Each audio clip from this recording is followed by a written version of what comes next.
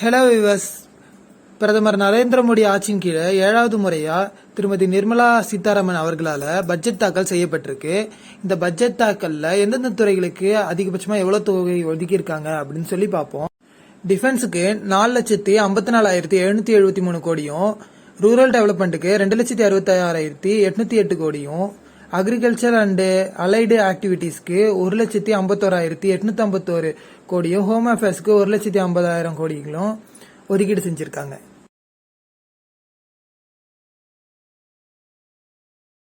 இந்த பட்ஜெட் தாக்கல்ல எந்தெந்த துறைகள் ஏற்றம் கண்டிருக்குன்னா, ரூரல் அப்புறம் டெவலப்மெண்ட் ப்ராஜெக்ட்ஸ்க்கு அதிகமாகவும், நியூக்ளியர் பவர் ப்ராஜெக்ட்ஸ்க்கு அதிகமாகவும், பார்மசி இண்டஸ்ட்ரிகளுக்கு அதிகமாகவும் நிதிகளை ஒதுக்கீடு செஞ்சிருக்காங்க.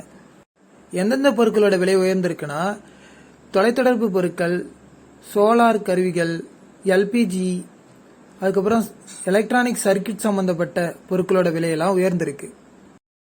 மேலும் இந்த பட்ஜெட் தாக்கல்ல தங்கம், வெள்ளி, பிளாட்டினம் போன்ற பொருட்களோட விலை குறைஞ்சிருக்கு. செல்போன் போன்ற உள்ளிட்ட உபகரணங்களோட பொருட்களும் குறைஞ்சிருக்கு.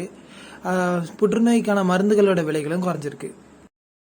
அதுக்கப்புறம் வருமான வரியோட அளவு 3 லட்சம் வரைக்கும் வருமானம் இருக்கிறவங்க வருமான வரி கட்ட தேவையில்லைன்னு, அதுக்கு மேல இருக்கிறவங்களுக்கு வருமான வரியை குறைச்சிருக்காங்கன்னு சொல்லியிருக்காங்க. ஓகே ஃப்ரெண்ட்ஸ், தேங்க்யூ ஃபார் வாட்சிங்.